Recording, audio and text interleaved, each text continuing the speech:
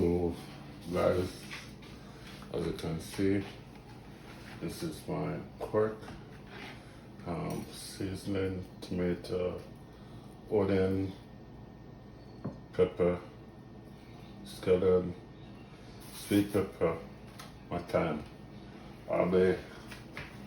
When I cut up this stuff, then you will see the powdered seasoning. As I said, I don't use a lot of powdered seasoning, but I'll be showing you what I'm gonna put in